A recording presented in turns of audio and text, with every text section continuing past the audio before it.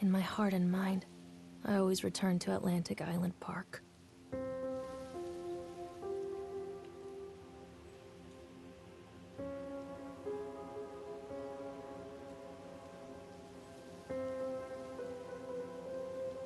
Where's Mr. Bear?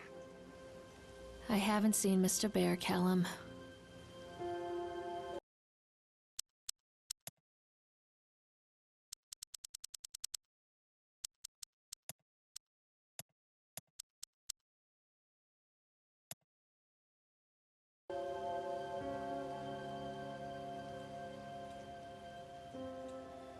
Stay in the car. I'll go and ask information.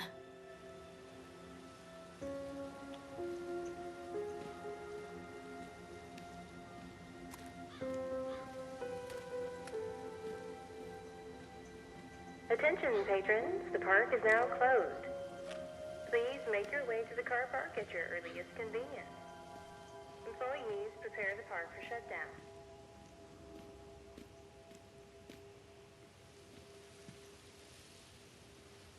Callum was born the day this place opened. This is his favorite place in the world.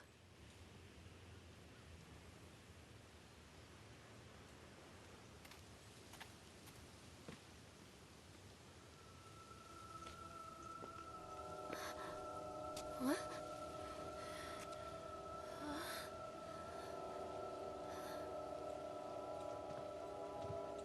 Hey, Lorraine. Lorraine. Don't blame yourself, Lorraine. People lose things all the time. Take a deep breath and think about the last place you saw your son's teddy bear. Hey, stop! I think your boy just ran into the park. I'll unlock the gates for you.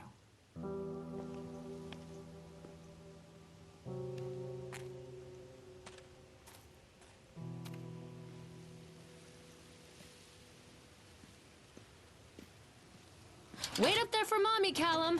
This way!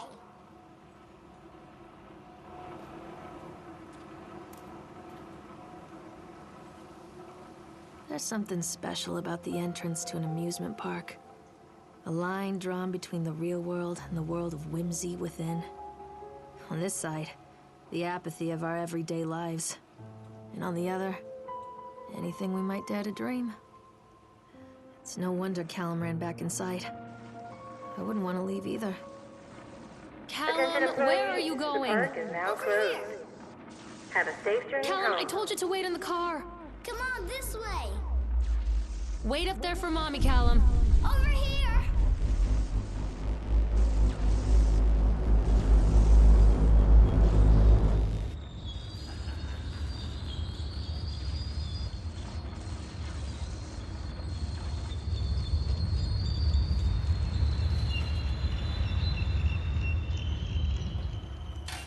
Oh, God.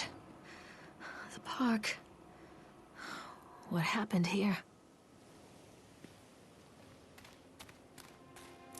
You can't catch me.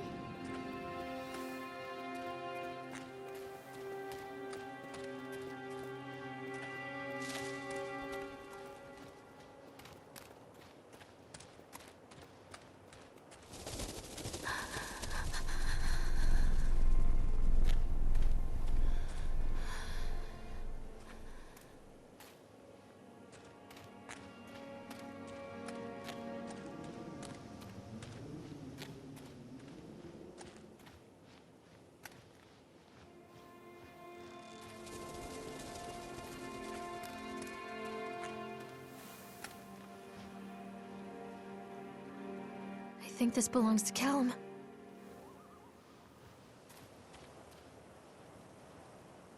Chad the Chipmunk, huh? Just a drunk guy in a suit. I wonder what this is.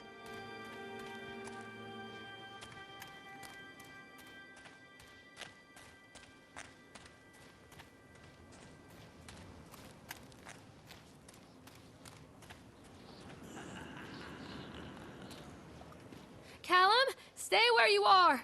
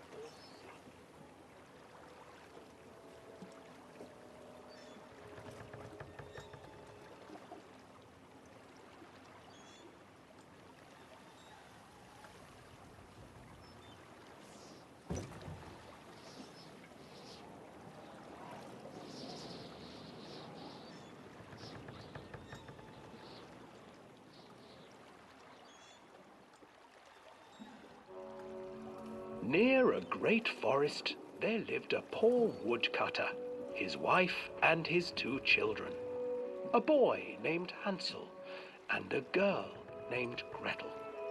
They were very poor and had very little to bite or sup.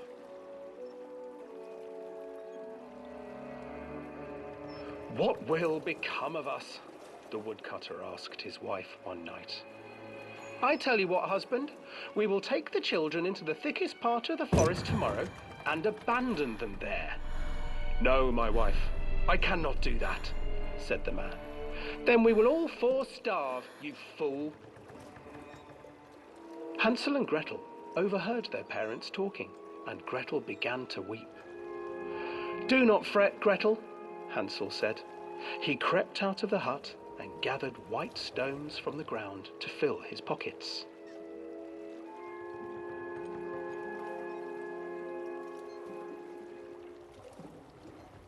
The next morning, the woodcutter leads the children into the forest. Before they leave, their mother gives them a slice of bread and warns them that they will get no more food that day. Clever Hansel leaves a trail of white stones behind them as they pass into the woods. When their father leaves them, the children wait a while, then follow the trail back to their parents' house.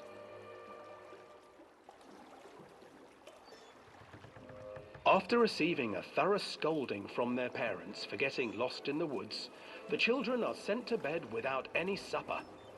Hansel tried to sneak out and collect more white stones, but found that the door was locked. "Tomorrow I will take them into the woods myself," the wife told the woodcutter. In the morning, their mother gave them a slice of bread and led them deep into the forest once again.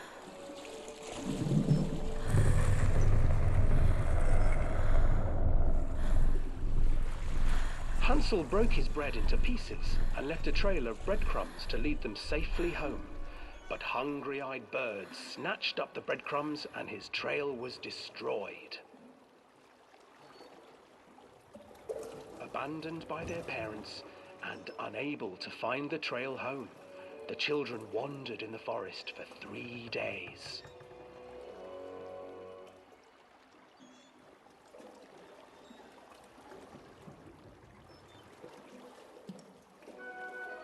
The children stumbled into a clearing with an exceedingly strange house. Its walls were made of gingerbread, and its windows were panes of clear sugar.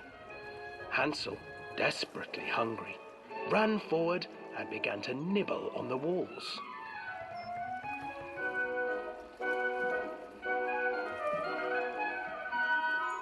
"Nibble, nibble, little mouse. Who is nibbling at my house?" An old woman emerged from the house, sniffing the air and peering around with cloudy eyes. "Oh, you dear children, who brought you here? Just come in and stay with me. No harm will come to you." But Hansel and Gretel stayed back, for the old woman reminded them of their cruel mother. "Come, children, don't be afraid. I have something for you." The old woman offered them 2 enormous lollipops. The children took them and began to eat. "You see, nothing to fear here. Come inside," the old woman urged, and the children, still licking their sweets, followed.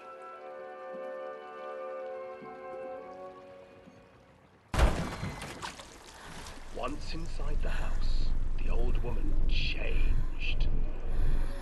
She stuffed Hansel into a cage and put Gretel to work, sweeping and cleaning her hut. "Your brother will make a good mouthful," the old witch told Gretel. "Once he is fattened up, I shall feast upon him."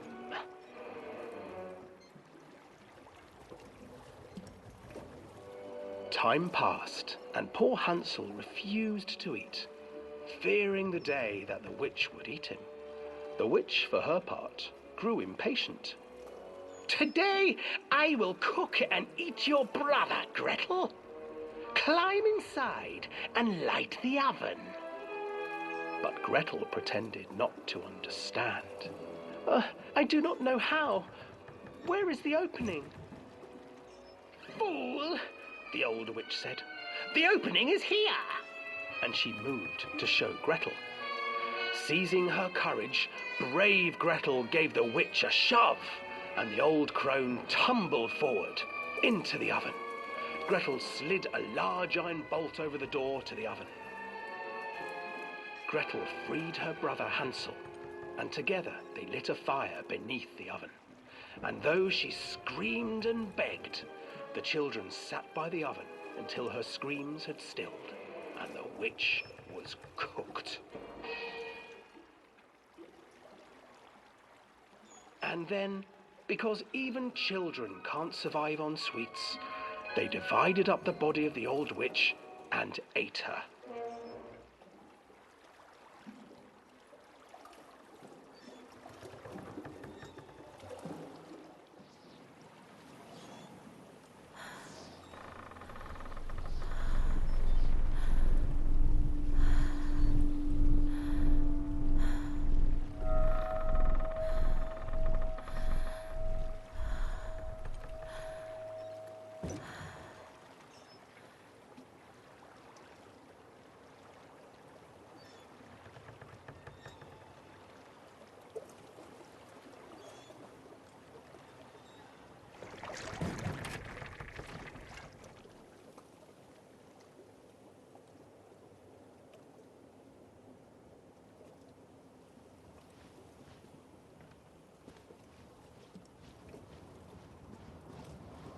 Hansel and Gretel. I used to read it to Callum when the electricity was shut off. Those poor children. The whole world against them. The forest, the birds, the old witch, even their own parents. I used to imagine that Callum and I were the kids in that story. Not mother and son, but brother and sister, hand in hand against the unkind world. We were always hungry, looking for our own house made of candy. Looking for the sweetness that could take the pain away. Hunger leads people to desperate, terrible places where the tree branches reach like claws.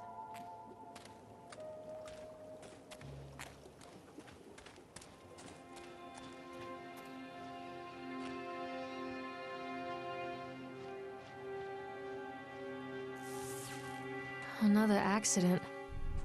This place.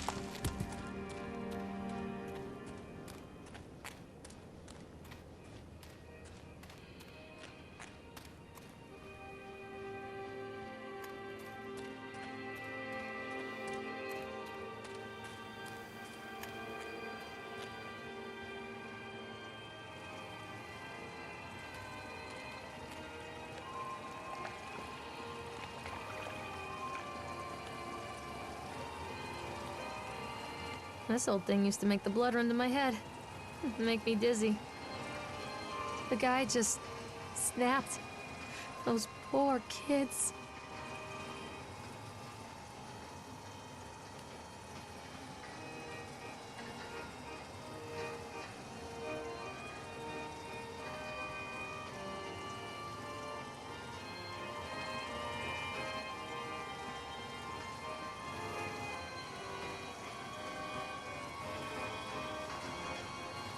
I can't get on while it's moving.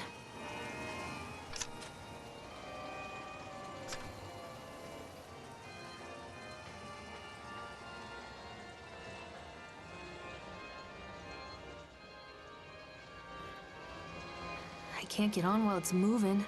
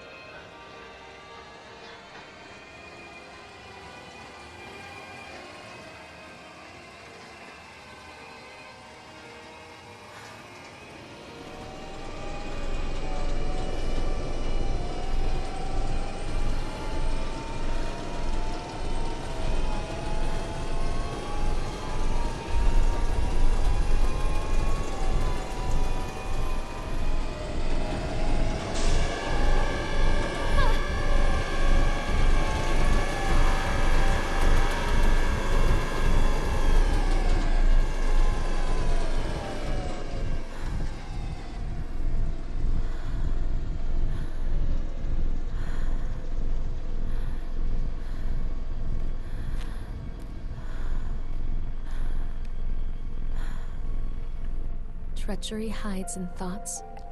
Treachery that lashes like a whip and scars our insides. The first time I saw Callum, my thoughts betrayed me. I looked down at this wrinkled, red, bawling thing and I thought, is that it? We build our world from expectations, and the world that I had built for Callum was no different. He was so real, so there, and so far from my expectations. And they shattered, and as they fell in pieces, that one treacherous thought became a new foundation. All of the love that we shared, all of the warmth and goodness that followed, built on a single, traitorous thought.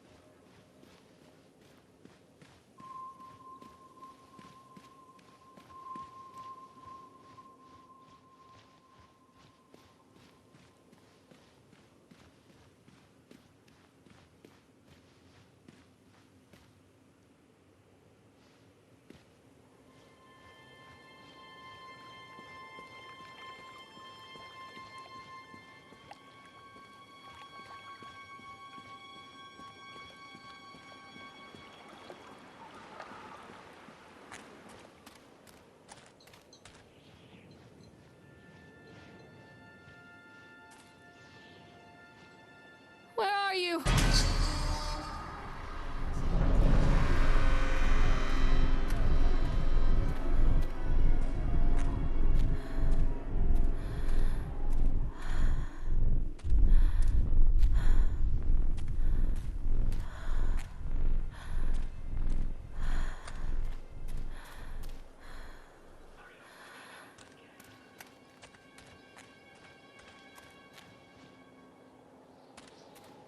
Constant crashes and 80s music.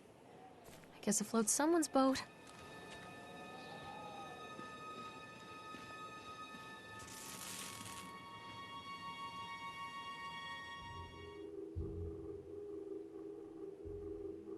No, please no. Stop, Doctor! Stop it, please!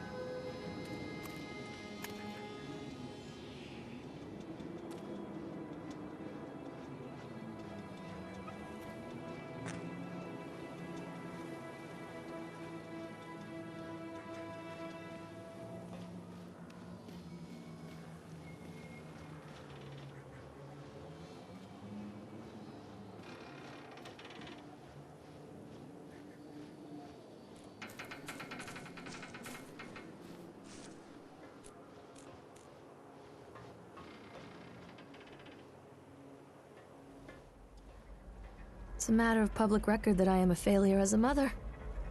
Once, when Callum was very small, I left him asleep in the car while I ran an errand.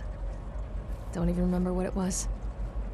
When I came back, the sheriff was standing next to the car, watching my boy through the window. I didn't like what I saw in his eyes. Judgment. He wrote me the ticket without saying a word. Just the scratch of his pen on the notepad. When he gave it to me, our eyes met. I know what you're going through. My daughter, Helen, she just gets some help. Help was a bolt of lightning. Help was 1,000 volts surging through my veins. Help is agony. I'd rather die. I wanted to scream. I'd rather you pulled your gun and shot me. But instead my mouth said, "Yes, Sheriff."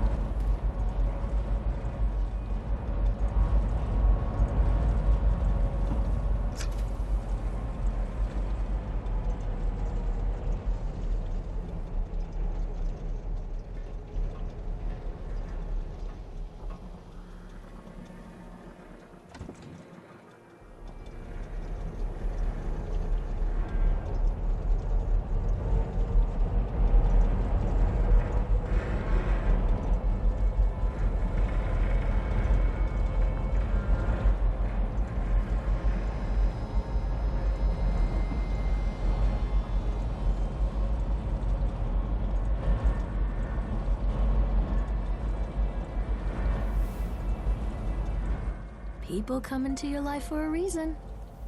Dad used to say that before Mom ran off. After that, he mostly just drank. Things were different for Don and I. When we met, I was sweeping the floor at Susie's diner.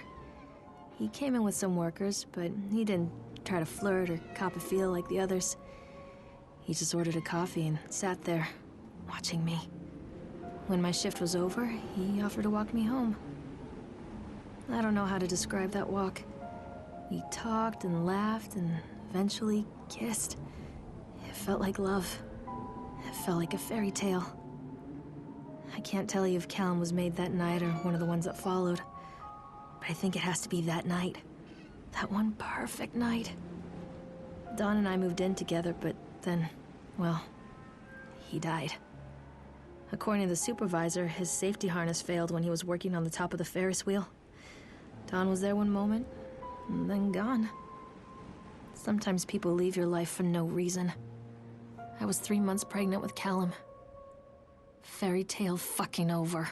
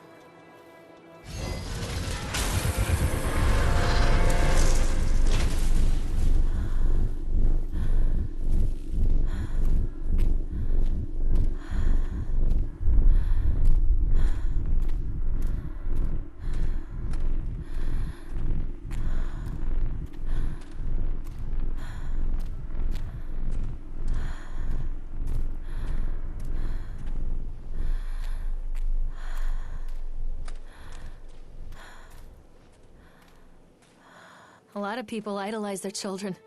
You hear them talking about their kids and just the way they talk, their fucking voices make me want to vomit. My angel likes to read, and little Johnny is so good on the piano. Fuck those people! You give up 9 months of your life carrying them, you traumatize yourself giving birth to them, and then you spend the rest of your life as their slave. Wiping asses, mopping up piss, feeding them. Little life-sucking monsters who take and take and take until... we all go insane. Any parent who pretends otherwise is just dishonest. That's called choice supportive bias. I am honest. Callum really grinds my gears, and he owes me everything. Everything. It'd serve the little fuck right if I just abandoned him.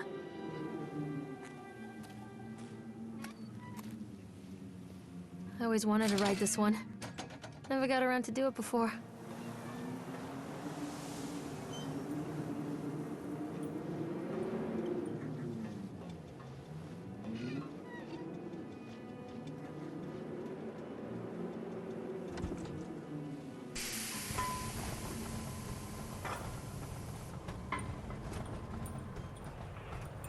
What do you want? We need to talk about Callum. What do you mean? What have you done to him? That's insulting. You and your boy are everything that this place doesn't want. The antithesis of what we stand for. Where is Callum? The poor child.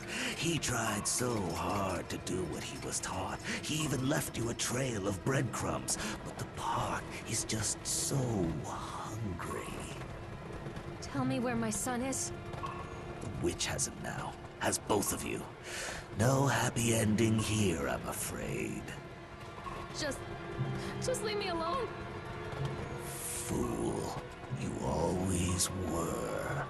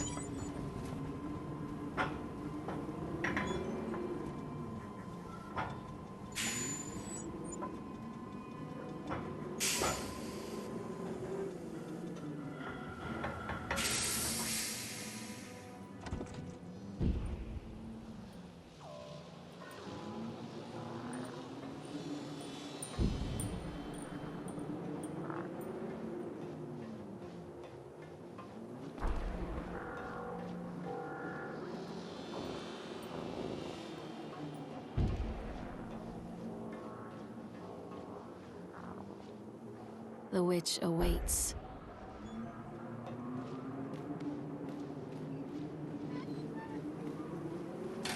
Callum has bruises on his arms, finger marks. Someone has been hurting him! I've asked him, demanded really, to know where he got the marks. But he doesn't want to answer me. Something has scared him into silence. He doesn't dare talk. He's been changing too. Something sinister lurks in the darkness behind his eyes. I catch him staring at me at odd moments. In the night, he tosses and turns and cries out words that I cannot understand. When I try to soothe him, he snaps and bites at my fingers. I think he wants to talk to me. I think he wants to tell me. But they are watching him every minute of every day. They are whispering to him in his sleep, changing him. They are taking my baby away from me. I can save him. There will be pain. But I love him, and in the end, you will understand why. The whole town was shocked by that one. Never found out who did it.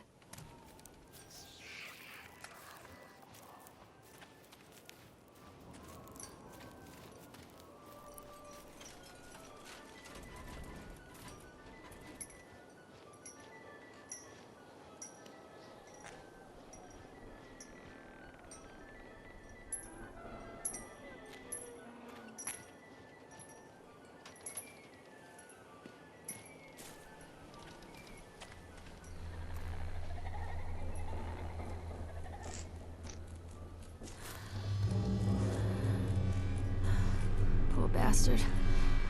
Who did this to him?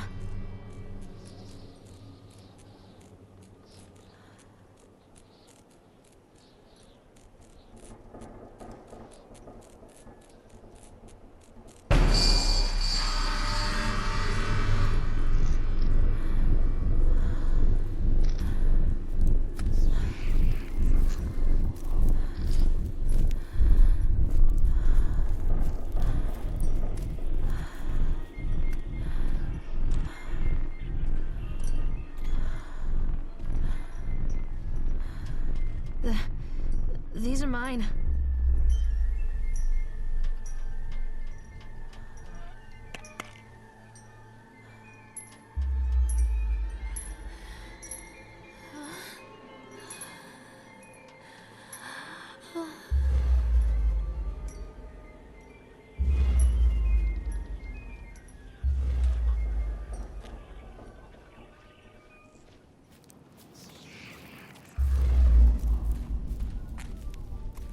Don't touch me!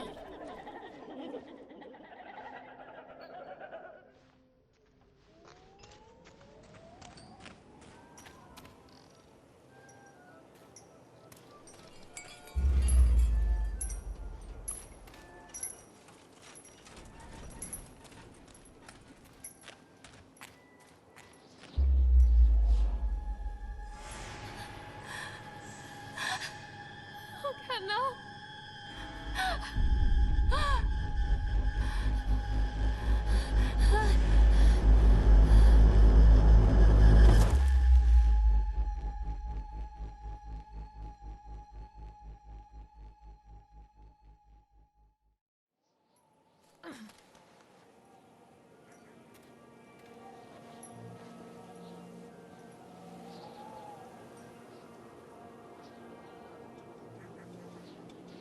The park is a collage of contradictions all of its own. Millions of people die every year in car crashes, and the park has little cars designed specifically to simulate that action. Hear the children scream with joy. In the sideshow alley, you can walk away with 15 cents worth of mass-produced Chinese teddy bears while a grinning carny pockets your hard-earned $5. What secrets lie beneath the sullen waters of the lake? The tears of jilted lovers, the soiled condoms of illicit affairs, the clotted blood of the lonely suicide. And the face of the witch looms over it all. I've always despised her toothy grin and warty nose. I hate that sparkle in her weathered, watchful eyes. I think Callum is waiting for me. Inside.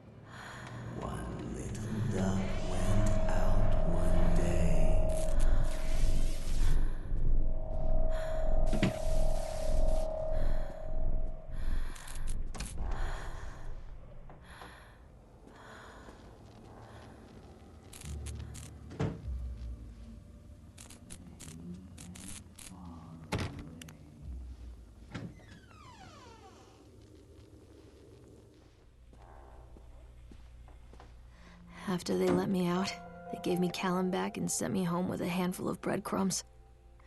Home, bittersweet home. I barely recognized it.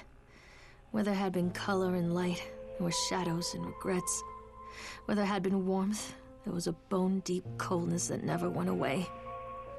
I tried my hardest to keep the ghosts at bay. Don, watching from the dusty corners while I tried to teach his son to read. My father, coldly assessing me and finding me lacking. I devoted myself to Callum and did the things that they told me. It will get better, they said. Every day will be a little better than the last. I'm in the woods now, lost and afraid. Things never got any better.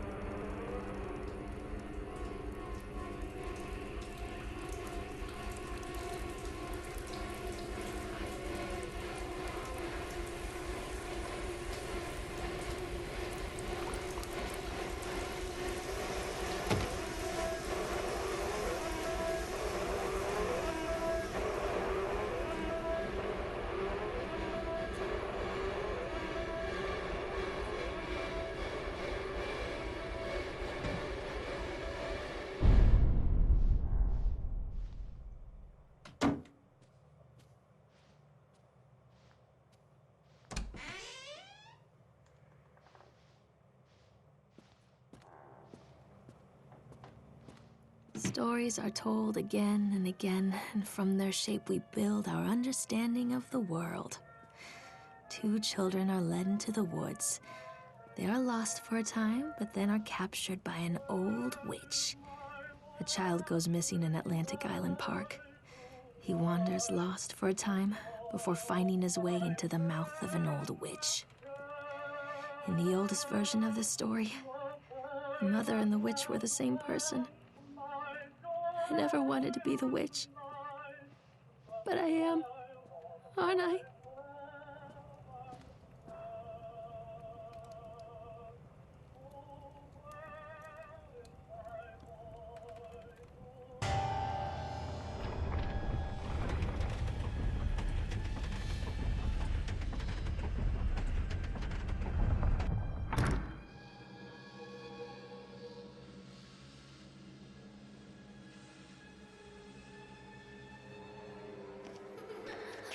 Callum.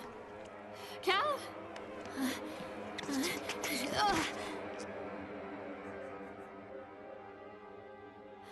Callum. Callum. Callum!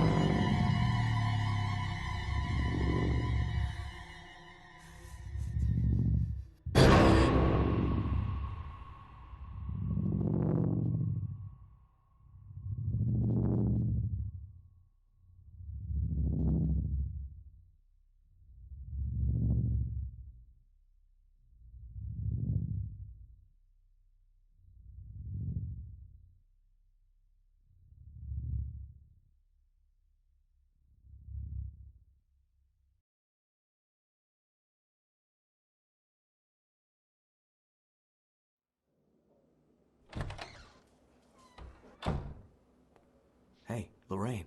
Lorraine. Don't blame yourself, Lorraine. People lose things all the time.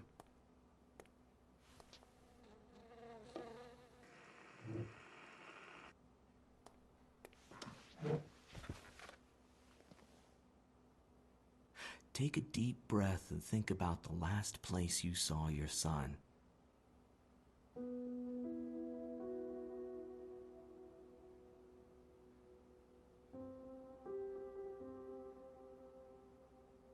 In my heart and mind, I always return to Atlantic Island Park.